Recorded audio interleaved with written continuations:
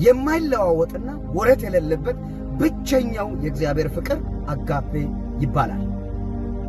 መጽሐፍ ቅዱሳችን ሲናገር በዮሐንስ ወንጌል ምዕራፍ 13 ቁጥር 1 ላይ በዚህ ምድር ያሉትን ወይም በዚህ ዓለም ያሉትን ወገኖችን የወደዳቸው እስከ መጨረሻ ወደዳቸው ይላል።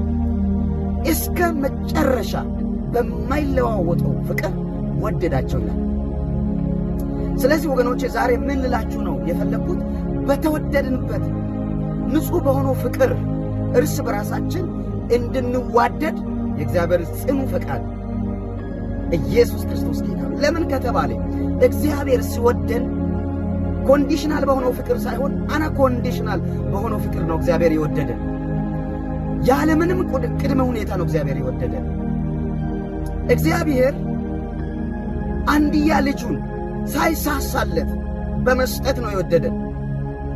እኛ የእግዚአብሔር ጠላቶች ወይም ደግሞ የቁጣ ልጆች ሆነን ሳለን ከራሱ ጋር ለማስታረቅ ጠላቶቹ የነበረንን እኛን በፍቅሩ ወደ ራሱ አቀረበን።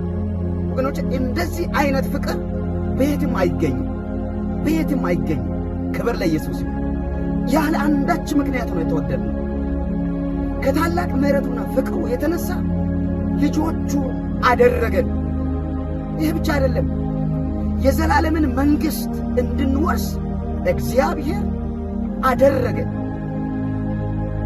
ስለዚህ መጽሐፍ ቅዱሳችን ሲናገር ክብር ለኢየሱስ ይሁን፣ የዘላለም ሕይወት እንዲኖረው እንጂ እንዳይጠፋ እግዚአብሔር አንድያ ልጁን እስክሰጥ ዓለምን ወዶአልና እንዲሁ ወዶአልና የሚለው ያለ ምንም ቅድመ ሁኔታ አና ኮንዲሽናል በሆነው ፍቅር እግዚአብሔር ለዓለም ልጁን ቤዛ አድርጎ ሰጠ። ቤዛ አድርጎ ሰጠ አንድያ ልጁን ይላል። ክብር ለኢየሱስ። ተቀዳሚና ተከታይ የሌለው አቻ እኩያና አምሳያ የሌለውን ብቸኛ የሆነውን አንድያ ልጁን ተረከልን። ስሙ ለዘላለም የተመሰገነ ይሁን።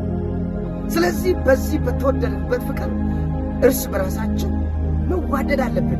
መዋደድ አለብን ወገኖቼ። የሰው ፍቅር እንካ በእንካ ላይ የተመሰረተ ሊሆን ይችላል።